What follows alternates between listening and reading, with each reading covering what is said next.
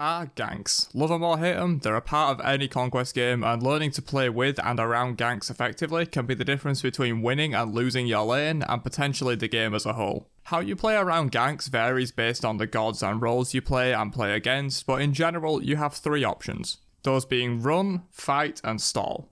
But before we get into that, if you're new around here and enjoy my videos, don't forget to subscribe to the channel. I'm trying to put out more content for you guys and really go all in on this YouTube thing, so if you enjoy what I do, I'd really appreciate it if you helped us get to that 50k subscribers mark before the end of the year. Thank you. Running is pretty self-explanatory. If you spot a gank and think you can't take the fight or stall for help in time, just run to the safest location you can. This might be your tower, but it could also be towards a teammate or slinking off into the jungle. It sort of depends on the situation. If you make the enemy jungler, or anyone else ganking you for that matter, work harder for their kill, they're less likely to gank you in the future, and may even give up on the present gank entirely if they deem it too risky. I get into this mindset myself a lot and try to break out of it, where I'll gank a lane and it'll be unsuccessful. This often happens with solo laners as a jungler, because when you try and gank a solo laner and they have physical defense online, they just absolutely just survive your gank completely. And then I get into this mindset that, oh, I'm not going to gank solo anymore because there's no point, I'll never kill them because that gank failed. And it's a bad mindset to get into, so I always try and get myself out of that mindset and gank the lane that really needs it, not the one that will be the easiest kill for me. And I'm pretty sure a lot of other junglers get into that mindset as well, so you can kind of exploit that. If you just run from ganks and make them unsuccessful every single time, they're less likely to gank you in the future, and then you can start doing pushing up and making more aggressive plays because they're less likely to gank you. If a Thor ults for a gank on solo lane and I spot it out, ducking under tower means he's going to likely have to tank tower when he dies me, plus the nature of Thor's ganks means he tends to use his hammer for damage and not for mobility, so it'll be down and he can't escape the tower easily with it. This type of situation where the jungler tower dives you will usually result in one of four things. Number one, he'll tower dive with the ultimate, realise it was a bad idea and he can't get the kill, and then use his hammer to run. Number two, he'll dive once again but full commit under my tower and kill me, but dies in trade to the tower shots, which depending on levels and the stage of the game can be beneficial or detrimental for either player. Number three, he dies, can't quite land the kill, you manage to land some CC on him on the tower or something and he dies while you live, which is obviously the best option. Or the worst option, number four, he dies and successfully kills you but takes some damage in the process, possibly causing him to back or play safe for a bit, but he doesn't die. So even with the worst option, it's better than getting ganked halfway up your lane because he will just kill you, take no damage for it, and just get out for free. And if you manage to force any of options 1 through 3, it's much better for you than just dying straight up to his gank. The run strategy really relies heavily on information, however, so without information that a gank is coming, you have no chance to plan a retreat. So if you play ganks this way often, make sure you ward like a monkey on crack. Information is key with this type of strategy on ganks because you need to know who's coming, what their health is, and various other factors to decide if you want to run or not. So option number 2 is stay and fight. This one is very risky and probably shouldn't be your primary strategy for dealing with ganks, more of like a fallback strategy or an option you can use if the situation's right. It's pretty self-explanatory, but basically you stand your ground and fight into the gank, often 1v2. This can be done for a number of reasons, most often because you're very far ahead or very comfortable in your skill to be able to take on both players and kill one or both of them. This happens most in solo lane because of how defense works, like I mentioned earlier.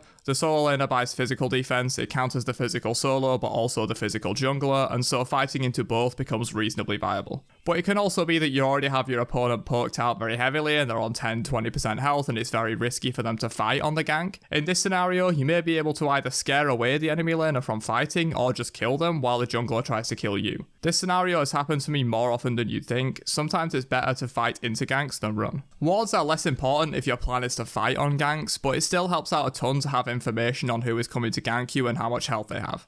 Even though wards aren't necessary for this type of playstyle, having information that wards gives you allows you to choose if you want to play the gank this way or choose another strategy like running, or option 3, which I'll talk about now, which is stalling for time. This is sort of a middle ground option between running and fighting. You want to stall for time for a couple of reasons. The primary one would be to buy time for a teammate to turn up.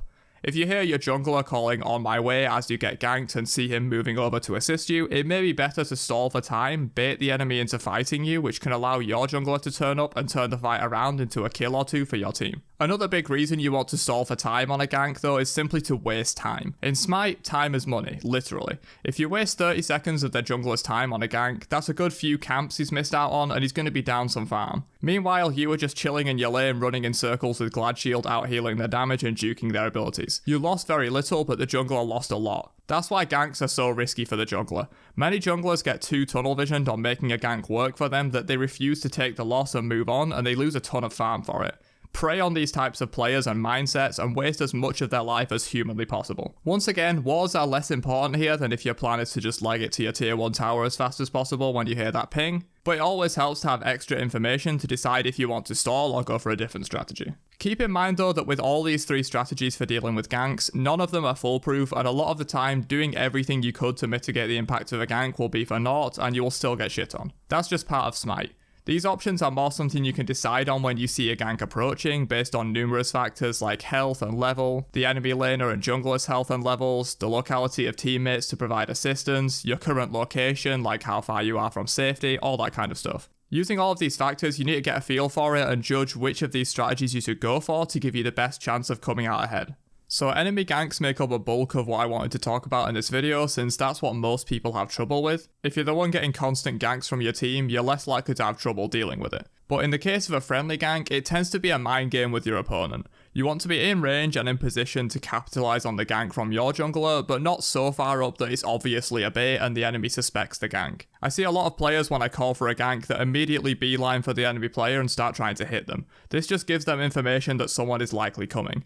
This applies in reverse as well, by the way. If you're winning a trade with the enemy laner and they keep trying to push you and trying to force a fight that they know they won't win, it's likely their jungler is coming over, so pay attention to that. But in general, when playing for a friendly gank, you want to play as normal as possible. By normal, I simply mean play how you would normally play in the given situation. If you're behind in the lane and getting out-traded, don't run at the enemy like a madman, it just gives it away.